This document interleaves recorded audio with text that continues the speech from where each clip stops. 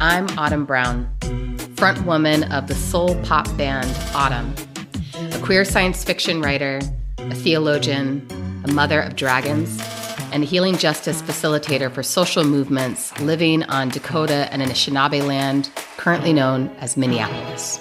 And I'm Adrienne Marie Brown, a luscious Black queer witch writer auntie, an apocalyptic cosmic optimist, and a gardener of healing ideas. Note, when I say I have wifey energy, please know I neither cook nor clean, but I do live in the land of the Shakori, Skurure, Tuscarora, Eno, and Lumbee peoples. And this is How to Survive the End of the World, our podcast about learning from apocalypse with grace, rigor, and curiosity. As a reminder, we have no ads. We are fully listener supported. And you can join our Patreon for exclusive content. Yes. Yes. And today, so we are deep into our season on solidarity. And we could not let this season end without having a conversation about the role that direct action and nonviolent civil disobedience play in the work of solidarity. And some of you may know this, some of you may not, but I used to be a part of an institution, an organization called the Ruckus Society, which I love, I worship, I stand, and I give money to, and I love.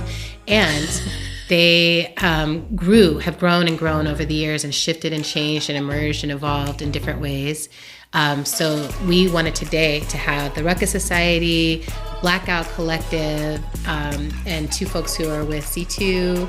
Basically, y'all are going to explain to us now what the whole structure of everything is, because it's like new and evolved. But we have Chinyere Tutashinda and Rico Sisney with us today to break it down, to bring us current, and to help us ground ourselves in the role that this kind of action requires from us and requires from our communities right now. So we're really excited to have y'all here. Hi. Yay. Thank you. Yeah, really happy to be here. I'm so excited because it's just the fact that it's two Black people representing this body of work right now is like living the dream. Like this was like something that seeds were planted. So I can't believe we made intentionally it. For. I know. This is what we came here for. All right. So we're going to start off with just checking in. How are we doing right now at this moment in the world?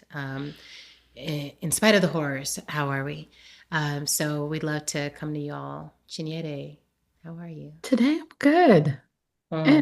In this moment, I am finding joy. I'm sitting on my porch every day, and that feels great. And it's summer, and my little baby likes to be chased and laughed. And so those things are bringing me immense amounts of joy. I love that. Thank you. How about you, Rico?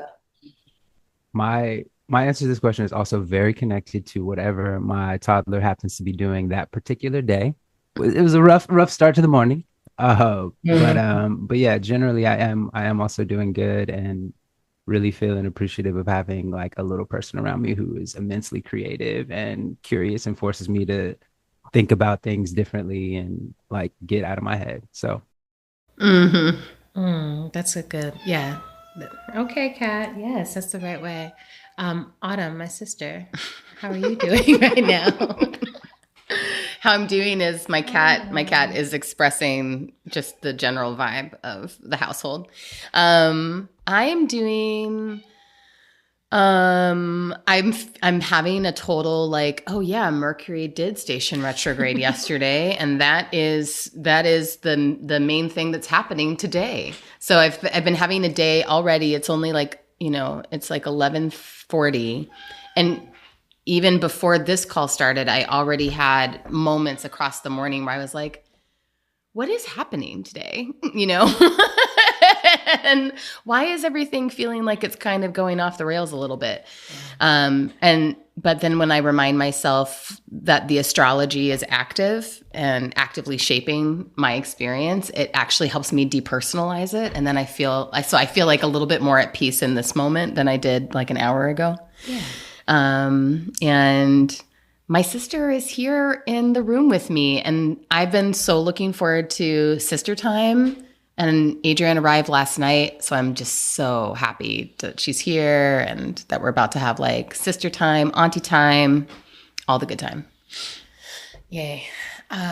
Yeah, I'm doing great because I'm here with you and with the babies. And we've done a pretty good amount of like family time this year, but it's been like with the whole family, and it's often been like kind of large event, or like we're doing something really big. Like we just all went to Cowboy Carter together. But it's been like, we can't really get the like deep check-in time that we need when we have those. Right. And this trip, it's like landing and being like, it's just me visiting y'all. And so immediately it's just getting like a deeper dive with each person. And, you know, y'all are talking about the toddlers, the little ones. Like, it's so amazing to watch them, to love them then, and just keep loving them and watching them become, you know. So I still have that same feeling of like watching a baby crawl, but it's with people who are like, can I, like my oldest sibling this morning was just like, can I give you some context for Andor season 2? And I was like, yes, thank you. You can. That's absolutely awesome. And then last night, give us all the context. Give me the context. Like, I haven't watched it yet, but I know this will help me even more deeply love it. And then last night I landed and the girls were like, we're watching K-pop Demon Slayer. And it's just like watching something amazing, recognizing how good their taste is still as like folks who are engaging in entertainment, but also watching them enjoy it. Like watching them still have that pure, earnest, experience of life, and knowing like as much harm as is happening outside the door all the time, that there's still this pocket, these little pockets of such joy and earnest engagement and like wonder and love. And I'm feeling really full from being here already. So that's going really well. Oh. And I slept well last night. Nice. Yeah. So that's not a given these days, I guess. Legit. Okay. And I kind of want to cheat on the tarot card thing. Is that okay? Wow, what are you going to do? Well, yesterday I sent out How do you cheat on the tarot? I sent out this newsletter, and I had pulled a collective tarot for the newsletter. That's how. That feels like an important card to have right now. And so I'm just going to share it, which is, it's the Ace of Earth card. And it's from the Lineages of Change tarot deck, because that's the main one I use these days. Plug. But it's the suit of Earth. The suit of Earth is all about our material abundance. Everything we need is right here, right there. Flowing water, shaping fire, changing wind, overflowing gardens. Earth is our treasure. If we can get in right relationship with it, all of our needs can be met easily. Go outside and receive the blessing. And the quote is from Rita Dove: everybody who's anybody longs to be a tree. Love I'm that. going to get the front. No, I'll get it. Okay, great. That quote, that reminds me of a really good and hard moment in my life, but I love that. Really? That quote does? Yes, when I was younger, I used to want to be like, I want to be a tree. When I die, plant me. I'm a tree. I'm this. And then a friend of mine who broke my heart at the time was like, you're not a tree. You're not a tree. You are a bird. You are all over the place, and come back. And then it took me years to be like, I think you're right. But I really wanted to be the like stoic tree that is planted and wise and old. And you know, I'm loving this. I just got a reading it's someone who does readings that are like looking at Western, Eastern. It's like basically looking at Chinese, African, and indigenous US systems of understanding elements of the world. And they were like, oh, yours is nature, which is trees. And I've been having like this really overwhelming tree bonding experience lately, where like everywhere I am, I'm like, oh, the trees are like alive. Like it's just a different level of feeling them watching us and them paying attention to us. And yeah, so that quote recently has made me, I was like, oh, it's, you know, but wanting to be a tree, even if you are a bird, you can still want to be a tree. Like, and eventually you will be a tree. I was reading this thing yesterday where it's like, when people die in a place, I've been watching and reading all these murder podcasts, but they're like, when people die in a place, literally that so much of that person becomes a part of the soil that you can actually test a tree and it'll show you if there's been a death or what kind of death or who died near it. It shows. Oh. Yeah. So cool. Yeah. I'm just sort of like, oh, like our ancestors are literally in these trees, whatever kind of person they were. They're all mixed together in there and being held in that space. You know, It's so special for me to be able to have this conversation with y'all because I'm like, oh, I once knew all the answers to all these questions. And now I'm like really sitting in a place of being a listener and a fool and a beginner again. You know, it's been a long time. So I wanted to ask y'all to break down what is the reason, basically. Like, why does the Ruckus Society exist? Why does the Blackout Collective exist? What's the relationship between the two? And like, how do y'all work both together and separately? Yeah. I can start with the first part and maybe Rico, you can talk about the second part, the together separately. Mhm. So, I mean, fundamentally, they exist because direct action is a tool that our movements need.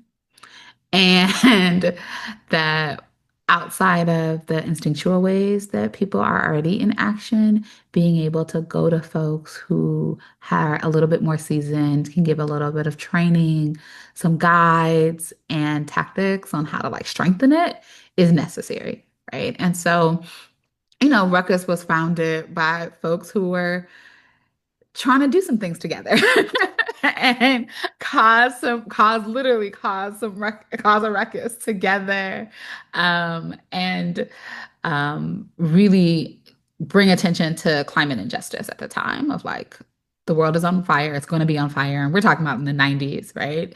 And how do we get people to pay attention to stop some of the shit that's happening? And it's been around for 30 years now, the organization, right? This year's 30 years. And so that's kind of how it's why. And even though it's been 30 years for Ruckus, it is still very much needed. Like we look around and it's a question that we continue to ask. It's a question I ask the team pretty regularly and not in a like, do we need to, do y'all need a job? Like that's not the question, but like, is this actually a service to our movement still? And the answer continues to be a yes, that there are places where people are trying to figure out how to fight back and having people that they can rely on and a trusted network who can support is really necessary. And so Ruckus exists through the trials and tribulations of decades of work. And then Blackout formed about 10 years ago. So from some Ruckus trainers and some people who were trainers in the Center for Story-Based Strategy, we're doing some work together out in Ferguson in response to a call that organizers and protesters and people were on the streets around the murder of Mike Brown. And so we were like calling around looking for Black people who identified as direct action trainers, who saw themselves in this way. And although we know that Black folks have been doing this work, did not see themselves in it. To be transparent, although Ruckus has been around for a while, it was really white. And at the point when Blackout started, even 10 years ago, there have been great changes. And, you were a big part of helping to lead some of those, Adrienne, right? As I think the first woman and first like Black person to lead that organization. And still it's very hard to shift a space. It takes a while, right? So there were some Black trainers, but not a whole lot of folks. And then Black people and Black movement will look at some of the tactics and tools and be like, them crazy white folks are doing wild shit. Like that's a lot of it. You see them up in trees, you see the likewise, you're like, I don't know what's happening here, but that's not what we do. And yet we know that is what we do, right? We just do it a little differently. And so Blackout was started to really reclaim that history of Black people being in action, understanding the role of direct action. And so so we have been around now for 10 years. In 2019, Ruckus reached out and was like, hey, we might be closing. We were like, hey, let's not do that. In part, like, even just to be real, like, selfishly, we're like, we know that this still needs to exist. And people are going to call us to do things that aren't in our mission. When you're saying Blackout. So people call Blackout. Okay, people great. call Blackout. And we're like, that's not who we work with. That's not our thing. And there needs to be a space for multiracial organizing and action. And so we worked with their current staff, and what became their former staff, of like, what could this look like to continue? And already knew at the time that we were looking at expanding and becoming something different. Had no idea what that would be or that it would end up where we're at now. But we knew at the beginning of that year that we're getting we're getting more requests than we can do for different things that we don't do. So how do we shift? How do we morph? And what kind of this hub that we created is like, how do we come together with these small training organizations that need to exist, that have really long legacies of supporting communities and helping to build movement and reinvest in them? And so Ruckus was the first one we did that with. And then C2 became the second. And because C2 has a kind of a bigger, broader mission, we then all came under the C2 banner and C2 Hub. Beautiful. And can you break down what C2? Yes. So the Center for Third World Organizing. Yes, I realized I forgot that after Center for Third World Organizing. We are a movement building and training organization and hub. Started almost 45 years ago. Yeah. And really around how do we move past a landscape style organizing? How do we understand that race is important? A lot of what we now take for granted in social justice, in our movements around centering race, being able to talk about even the term like people of color that's now become dated, were popularized, thought, and like spread because of the Center for Third World Organizing and their work. Rico, anything you want to add to the story? Yeah, I mean, just thinking about like what we're doing now. First of all, it is just like really kind of dope to have this conversation with the two of y'all in the same room to talk about cool. The history of Ruckus. But yeah, I think like in terms to bring it up to now. So as Chinyere mentioned, 30-year anniversary of Ruckus. It's a 10-year anniversary of Blackout Collective right now. What we're doing right now is we're continuing to ask that question of like how to be of service. How do we adapt to just what we learned in the movement, what's happening, the types of actions that folks are taking, and just lifting up what Chinyere said, that people will take direct action whether or not there are training organizations or not. The question is like, how can we be of service to make sure those actions are more strategic, that those actions are more healing, that it seeds more action in the future, that people are like able to do those things in a way that's going to continue to build power. So that's the mission, right? But then that means we have to adapt. And so right now, the way that the two networks work together is it's like two communities of practice with some overlap. There are some people who are part of Ruckus and part of Blackout. There are some people who are like train with Ruckus. They do not train with Blackout. But those like that experience, the way that folks are thinking, the kinds of communities and organizations that they're a part of, all inform how we approach and think about direct action. And so right now there's some things that we do separately, some things we do together. And we definitely try to like make sure that all of our work informs the way that we're approaching on both sides of it. All right. That sounds highly functional. Very excellent. I feel like the tail wag of pride, like, you know, in there, because I'm like, oh, the legacy is legacying. And I'm really grateful that in that moment when it felt like Ruckus was going to close, that there was that gut level, that intuition, that understanding that like, no, we still need this, because right now it's like so clear that we are in a period where direct action is, it's just a non-negotiable part of what's going to change things. I'm going to ask another question just for transparency. So Autumn had a little delivery come in and she just did like major physical labor. So for people who are listening to this, she just ran up and down stairs like 15 times. All is well. I feel fine, but I appreciate you taking the next question. I was like, I got you. I remember during my time with Ruckus, one of the biggest things was always this question of reform versus revolution. And I wanted to ask it, but sort of bring it current, because it feels like, to me, the place we would always land is like there's a balance that needs to happen at all times. Like we're dealing with our people's immediate material needs and we're trying to be visionary and long-term. And so there's sort of this balance between them. So right now we can clearly say that America is in a state of crisis. Some of us believe it is a state of crisis, but there's a current, feeling of the rug being pulled out from a lot of people who had taken America for granted as like, this is just a functional, dysfunctional place. Now I think a lot of people are like, dysfunctional. And so there are direct actions we could be taking right now that are about holding on to what we already have gotten, which almost all of which was a compromise, but we have it and let's hold on to it.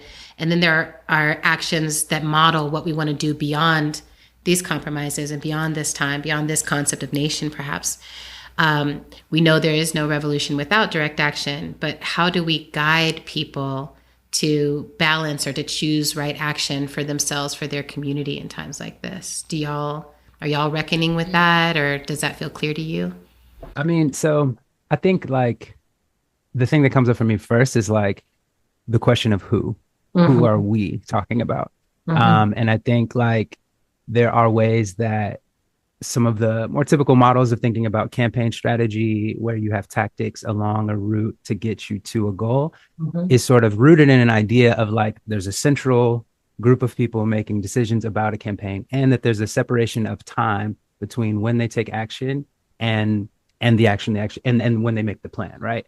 But that makes a lot of assumptions that are not necessarily true for all the types of actions, and definitely not all the types of actions that Blackout Collective is informed by.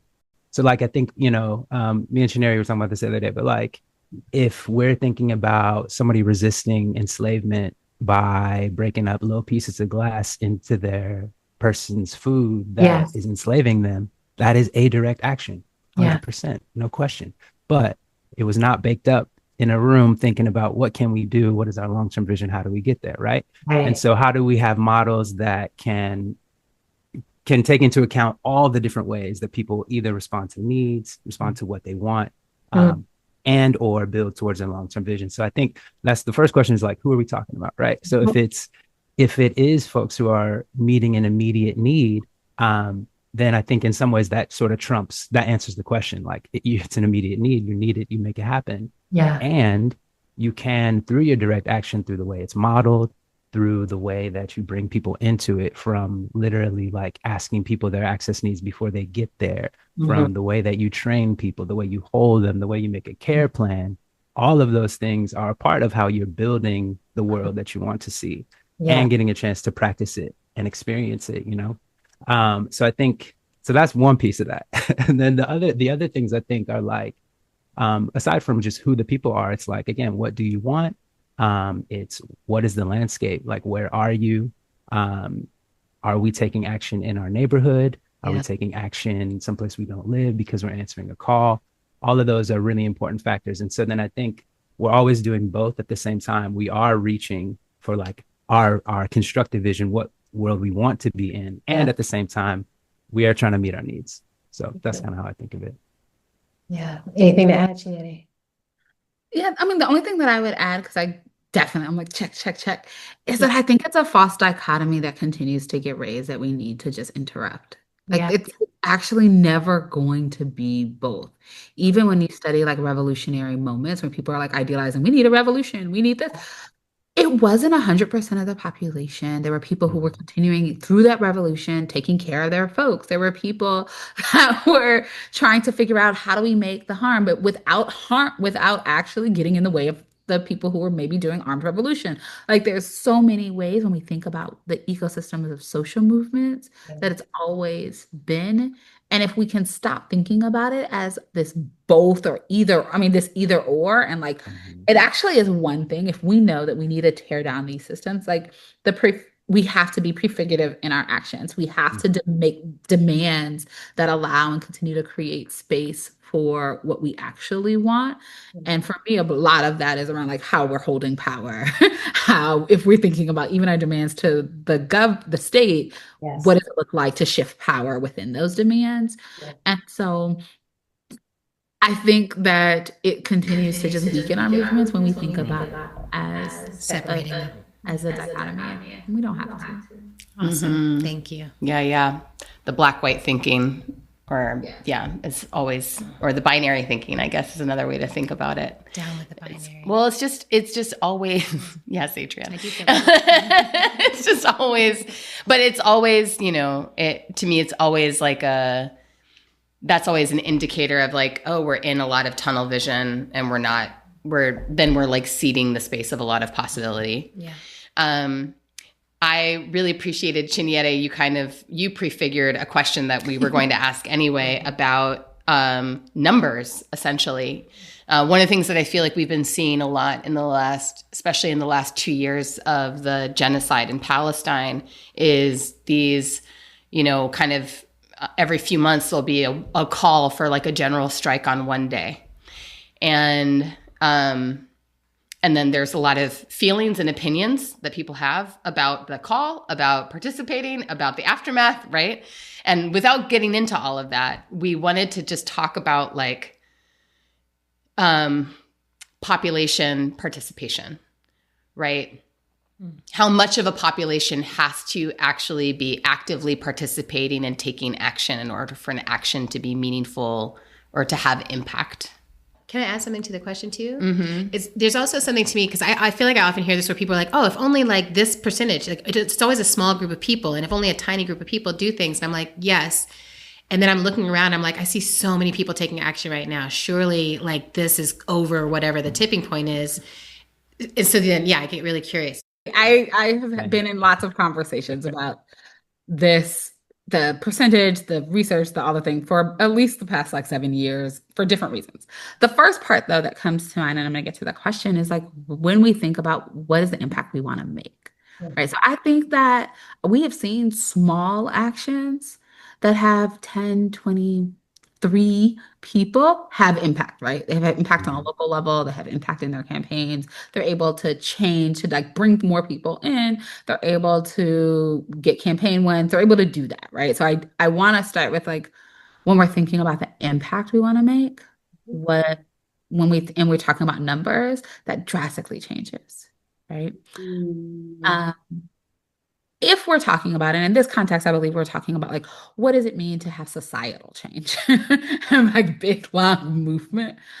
The number that gets floated around all the time is the 3.5% from Erica Chenoweth. It's really popularized in the This Is Uprising, the book that came out a few years ago, and then through momentum trainings. Okay. And what I will name that I think there's some context, it goes back to the question of what is the impact we're trying to make. And the research and a lot of that, we're talking about, or from my assessment, is we're talking about regime change, not systems change. And those aren't the same. And we have to be really clear that they're not the same. So there's stuff and parts of the training. I'm a part of the like momentum thread. I get information. I went to a training a few years ago to be really transparent. I had a lot of questions, a lot of conversations, and at the time, a lot of pretty public critique.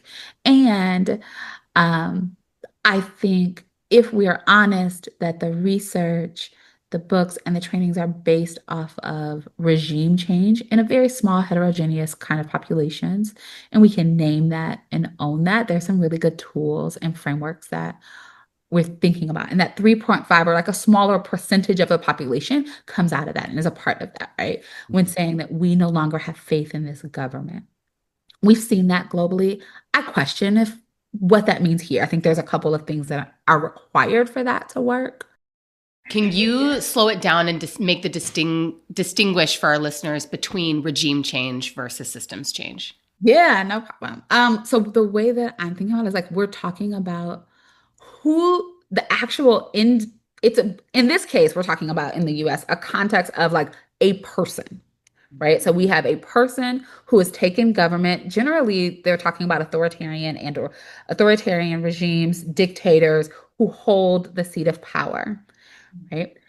Very often they come into power through democratic means, but continue to hold it. So people have voted, but they've stayed in power way longer. Things have crumbled. Democratic institutions have crumbled, and now they are the people who hold power, right? And like that individual, as well as the people around them, is the regime that I'm referring to. When we think about the social movements, at least that I'm a part of, and that very often the people that we are organizing with are talking about how are we drastically not just changing who's in power, but how power is fundamentally held and the systems that are upholding that power, not just the institutions right? So there are institutions that uphold the power, and we can change the people in those institutions a lot. We can have new presidents, we will have new Supreme Court justices, we can have new senators, but how our government runs and the underlying systems of white supremacy and patriarchy do not change when the regime changes, right? We have new people. There might even be, in real talk, there can be better laws. There can be movement for organizing to happen. There's possibility for more social change to happen with different regimes. So it's important. And if the social movements that we are trying to build, at least that I'm a part of in that in the US, and I think many of your listeners are, it's how are we fundamentally changing society and uprooting the different systems of oppression. Beautiful. And when we're talking about, well, what kind of actions need, or what kind of, there's a percentage or a number that bring that, that has not happened, right, in the world yet. So the point you're making is that all these percentages that get quoted, like 80% of the population has to be dissatisfied in order for a small percentage to be able to move a thing, like that is only in relationship to the regime change version of change. Yes. You're saying that we don't have the numbers, or we don't have a concept right now that holds the question of how many people have to engage in order for us to have the impact of changing the system itself. To uprooting capitalism, we don't know that. We have no idea what that is, right? And what I will say, 2.5. Damn. People are like, we just have to do this, or we have to use the social pressures and bring more people in and do shaming in public and all of these models. That does do a thing. And in this particular political moment, it actually is, I do think, is an important for us to name. Part of what we are demanding is regime change. Yes. Like that's where we're at.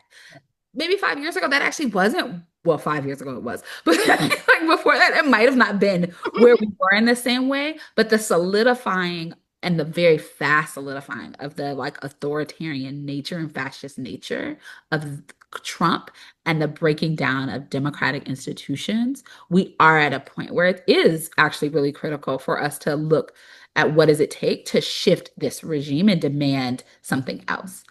And that will not be the upending of capitalism. Like those aren't the same. That's right. And if we're clear about that, then we can keep moving. Like we can actually figure out the strategies to do that first thing because it's necessary. I love that. I love that also because I feel like I think this is where the confusion comes in. Like this whole season for us is about solidarity, and we keep talking about like who is the we, who are we in solidarity with? What does that all mean? And then when it comes to something this large, where we're like, if we're talking about capitalism, it's not a solidarity. We're all in the same bucket of it, right? And how do we be in right relationship to each other? But yeah, I remember thinking about this so much that I'm like, oh, when this administration becomes our focus, then regime change is as far as we can really see collectively together. And inside of this current crisis, there are so many front lines. There are so many issues that all need direct action level intervention, direct action level attention grabbing and redirecting. And I think it can be really overwhelming to be a person who's like, I care and I'm willing to put my body in the street, or I'm willing to boycott, or I'm willing to put glass in somebody's food, or like whatever's, I'm willing to do something. I'm really curious about how we know that our actions are in solidarity with each other.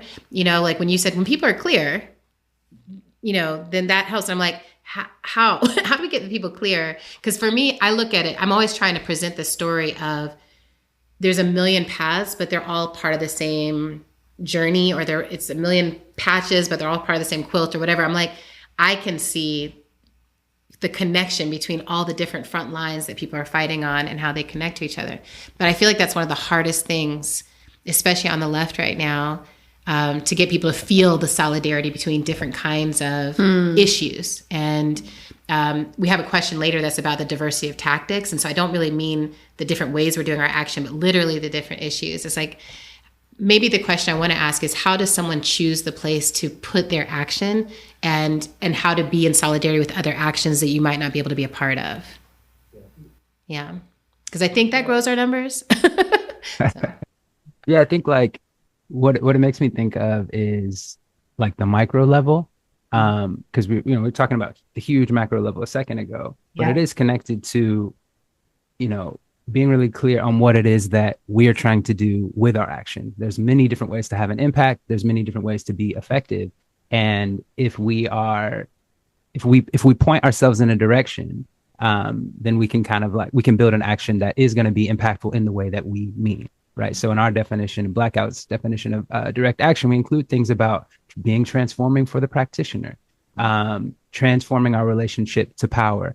And so like how that connects to this question is, I think like if we are clear on who we are and what is our relationship to the place where we're taking action, what is our relationship to the issue that we're taking action on, then it's a lot easier to focus on the things that we can do, the things that are in our values, that are in our remit, and know that like if folks are focusing somewhere else, that we're going to be moving in a way that isn't going to be counter to them. Now, the way to do that is like there have to be conversations. There has to be a relationship. Yeah. And at least in my experience, I lived in Oakland. I lived in Chicago. I've never lived in a rural area, but I imagine it would be the same. And this piece would be the same, which is that like if you are showing up for Palestine, if you're showing up for Black Lives Matter, you're going to see some of the same people.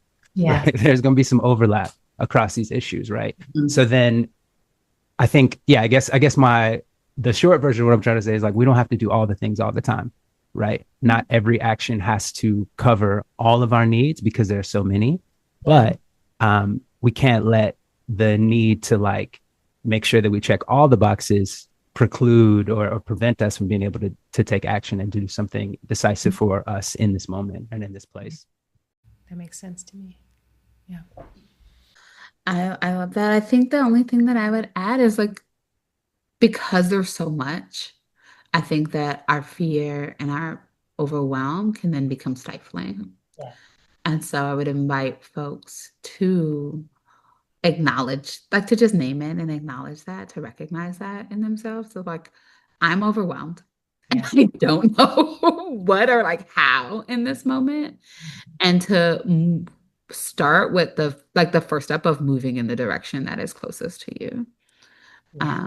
Helps a lot, knowing, and if we're doing so by seeing each other as humanity, we also know that our issues are not competing, that we all want to be able to live, create, and thrive in a place that sees the humanness in all of us and create space for that. So if we know that, then we know that we can choose an issue and be in solidarity with the folks who are fighting for something else in this moment. I love that. Yeah, I really appreciate that because I keep thinking that we have so much common opposition.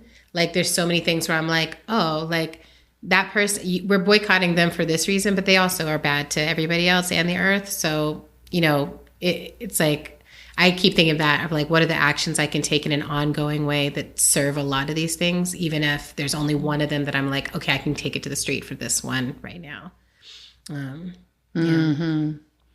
So we've identified, right, one of the things that inhibits people from taking action is, or knowing where to put their action activity is overwhelm. Right. Which I feel like I see often the connection between overwhelm and apathy, that apathy doesn't just happen. It like happens kind of on a bed of overwhelm. Yeah. And so that's really helpful. I think we wanted to get into one of the other things that really inhibits people from being able to participate, which is just being in a vulnerable position themselves and trying to sort of get a sense of how do I keep myself safe and also participate? So we wanted to hear from y'all a little bit about how vulnerable communities can meaningfully participate in direct action, or how we can express solidarity by supporting people to participate at the level that their risk tolerance will allow. We're thinking about people who don't have papers. We're thinking about trans folks who if they get arrested, could get jailed in a situation where their gender won't be honored. We're thinking about, single parents who are in a situation where maybe they can't get jailed because they don't have anyone to take care of their kids, or, elders whose physical lives would be risked in a different way. What guidance can you offer? Yeah. I'm happy to start, and then maybe you have some other stuff, Rico. I think the first one is to not assume that you can't, right? Very often, sometimes we'll come into spaces or training spaces and people are like, I have this identity, and so I need to be in the back. Or I have this, or what often happens is those people, I'm going to stand in front of them to protect them because they have these identities, or they're Black, or they're trans. And I'm like, that takes away a level of deep agency from people that we would never want to do, right? So being able to understand what your risk is, and then knowing that all actions are not arrestable, right? There are so many things that you can do that are participate in a direct action, that support a direct action, that are actively engaging, that are not arrestable. And it'd be naive of me to not name that the political climate is drastically shifting and changing. So what might have not been super arrestable 2 years ago might be now, right? That is also true. And so there is a way that, like, being in deep conversation with yourself, understanding the level of risk that you're willing to take, and whether that means you support at the training, you do things that aren't on site, you don't go to the march, but you're creating the flyers. Like, there's so many different roles that don't require everyone to be on the front line. And depending on the risk that you have, no matter your identity, you can be on the front line, right? Too. It might require a different kinds of preps, both for yourself mentally and for the team that you're with, to make sure that you understand the risk. And we know that historically, our people have taken levels of risk. There's a way that I've gotten used to police response to actions now that has not always been the case, right? That people have, if we talk about and understand that direct action is a tactic that our people have taken for a long time, then we also need to understand the reactions to that, right? Like, what has been the consequences to those actions, and not always think about them in the context of sometimes what can feel actually pretty performative, in that people get arrested and released immediately, and that's the expectation, or that they'll do an action and that's it. And that's not always the case. So having deep conversations about risk and role is really important. And there's amazing examples, even in our current history, of trans folks who are putting themselves out there and are doing trans-led actions. There was one I think it was like a couple weeks ago in DC. It was really beautiful to see and to watch, led by Black trans women, right? We know that undocumented folks have taken all kinds of risk, whether it's the risk of just naming in a public space that they're undocumented, who training themselves to buses. So, like, people across identities will take on risk. And one of the things for sure why we found it Blackout and think that it's really important is that we know that it actually is deeply healing and transformative for those who are being oppressed to actually take the risk in freeing themselves. And that thinking about and using and knowing that direct action is one of those tools that's helping us free ourselves. It's really critical for us to be on the front lines of our own liberation. Yeah, the only thing I would add is just that, like, risk is the thing. Risk is the point, right? Like, we are actually leveraging risk. That's really the only reason to take direct action. And so how we can consider, like, what action design makes sense for who's doing it is a really important part of our strategy, right? So, like, I think about actions like here in the Bay when folks in powered wheelchairs locked themselves to PG&E headquarters when they were doing, they were cutting power, to talk about how the cutting of power was impacting people. And I think about, like, if we're thinking about risk, not just in terms of how to mitigate it, but literally, like, how we use the risk to ourselves and the risk to the folks who are oppressing us, or the risk to our targets strategically, like, that's the idea.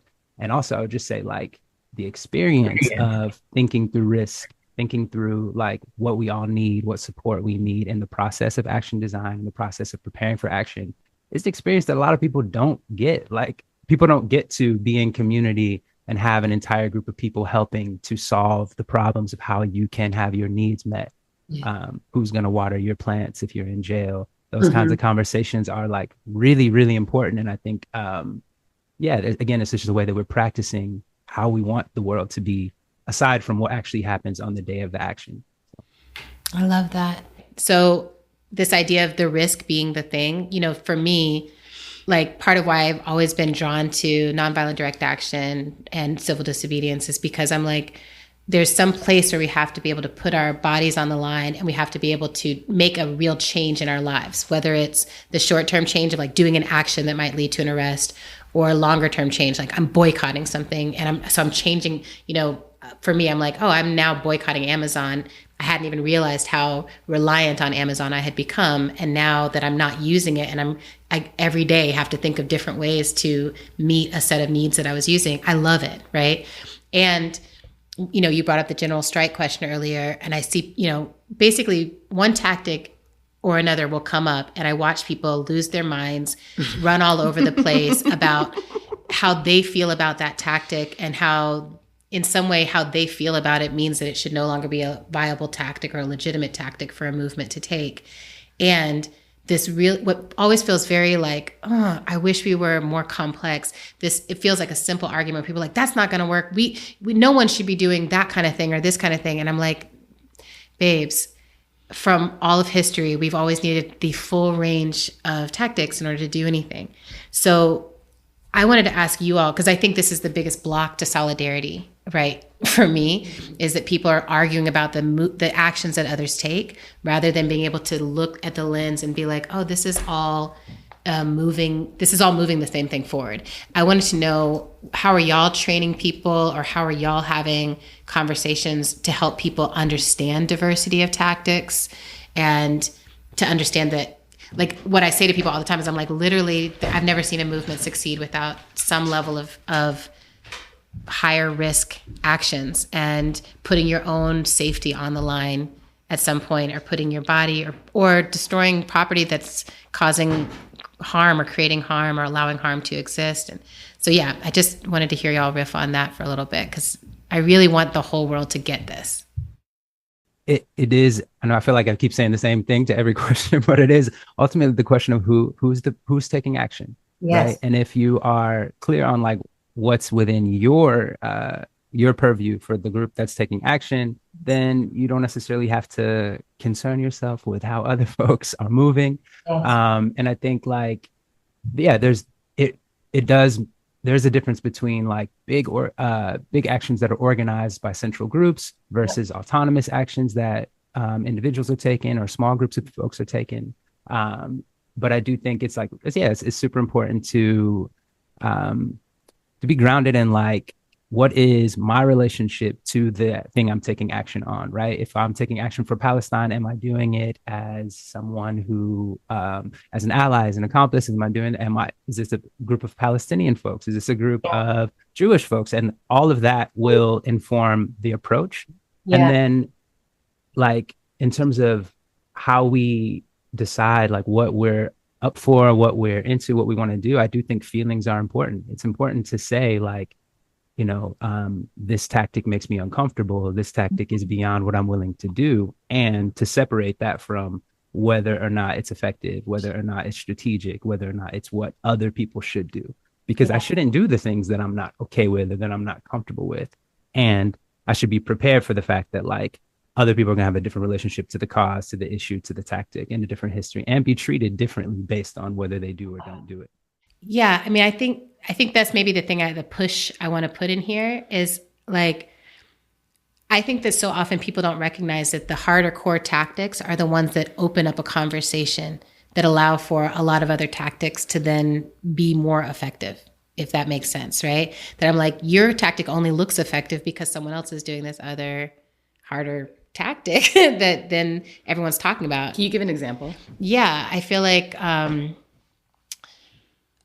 property destruction to me is always a really great example of this, where people will be like, oh, we're going to destroy this Tesla, right? We're going to burn this Tesla or drop something on this Tesla or whatever. And people are like, oh my God, like that tactic, you know, and people, that's so violent. And now we're just destroying people's things and like all this stuff. But it's like, yes. And now people are all talking about that, looking at that, whatever. And so then when you have 40 people show up at a Tesla protest, right? It's in the context of people are mad about Tesla, so mad that they're doing this, right? I'm like, the conversation has shifted because now you have a range of anger, you have a range of emotional response that's showing up, and then you get to look like the grounded, you know, person who's like, well, I'm willing to go talk to the Tesla board and blah, blah, right? So I'm like, all of that is in a range, right? That's actually in relationship to each other. And I know that we won't resolve this in our lifetimes or make everybody get it, but it is one of the things that I really I wish for us to have more sophistication around, which is like, yes,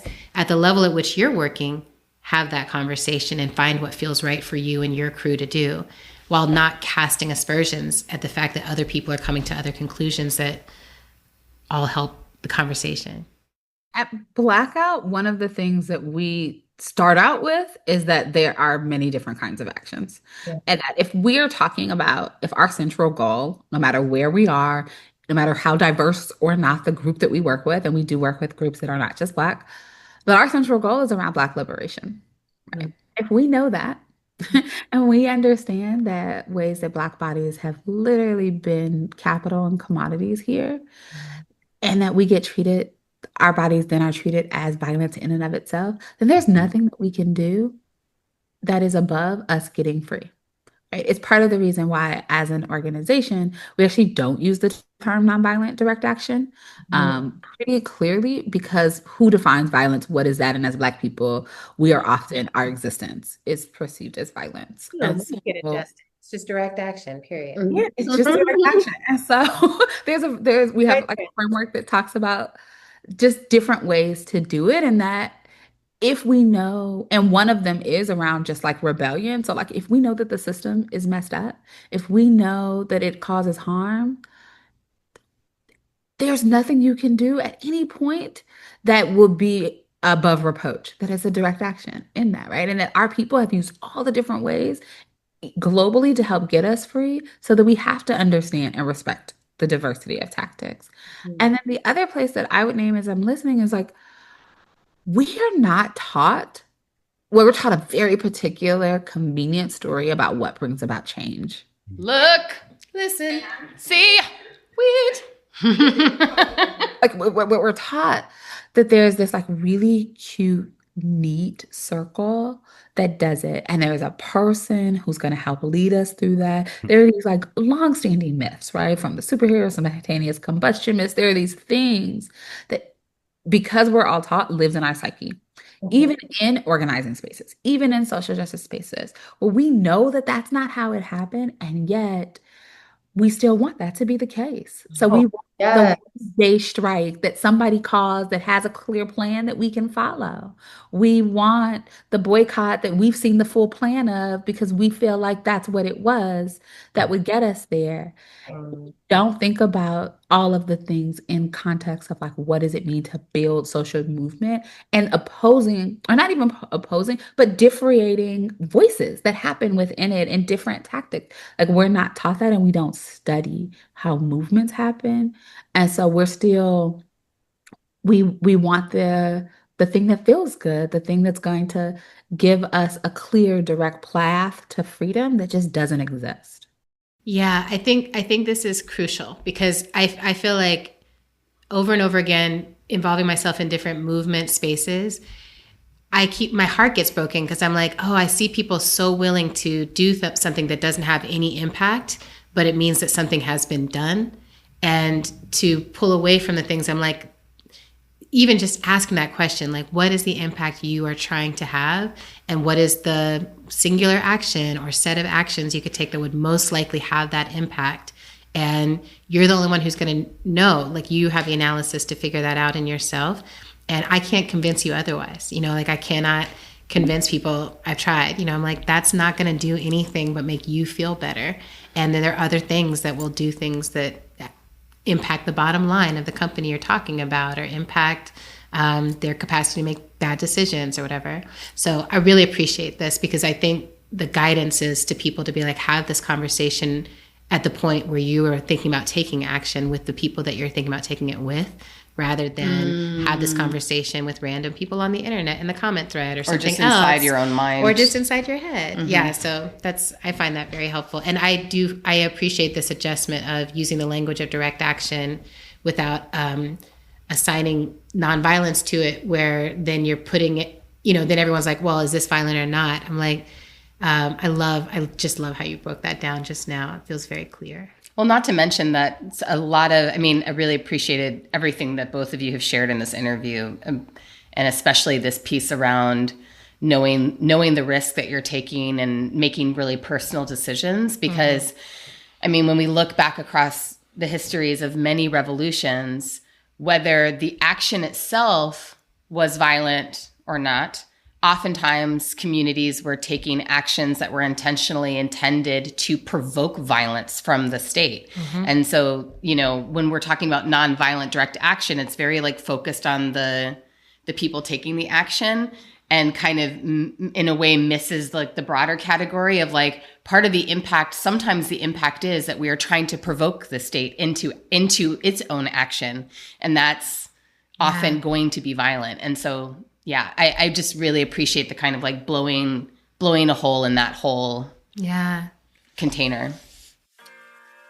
Well, before we do our credits, I just have to have a little emo moment of just being like, I really am almost at tears, but I just feel so proud of what y'all are doing and how you're doing it. The integrity, the sophistication, the range of the work that y'all are doing. I can see how absolutely necessary it is in this time. And I can see the leadership that y'all are bringing to, the best of movement that is happening in this time is happening because of y'all and the work that y'all are doing. So I just wanted to give you big, loud flowers. Flowers and props. Flowers and props. Props and flowers. Thank you so much. I really appreciate that. And, I was not a part of Ruckus when you were in leadership or there, but we are carrying on and know that the seeds and the really difficult moments and change that happened is continuing. Yo, me, Sharon, Megan, Marty, Hannah, we got it in. We had a great time. All right, Celeste, yo. Anyway, okay. Love y'all. Love you. Okay, now you say the credits first. Now we're going to do our credits. All right. Thanks for listening. Oh, cute. Thanks for listening to our show. We're on Instagram at End of the World PC. We're on Blue Sky as ourselves. You can make a sustaining donation to our show by visiting our page at patreon.com/endoftheworldshow. If you become a patron, or you're one already, you get to access our show inside a show, Top Culture, every Monday after we release a new Friday episode. Oh, we really got our shit together, huh? Another incredible thing you can do to help our show sustain itself is to write us a review on Apple Podcasts if you're an iPhone person. This helps people looking for good new content to find us. Why are you so weird? How to Survive the End of the World is produced and edited by the incomparable Zach Rosen. Transcripts are in our show notes and on our website at endoftheworldshow.org. Oh Music for today's show comes from Autumn, the band, Tunde Alaniran, Mother Cyborg, and the Banksons. You're so cute. Oh my gosh.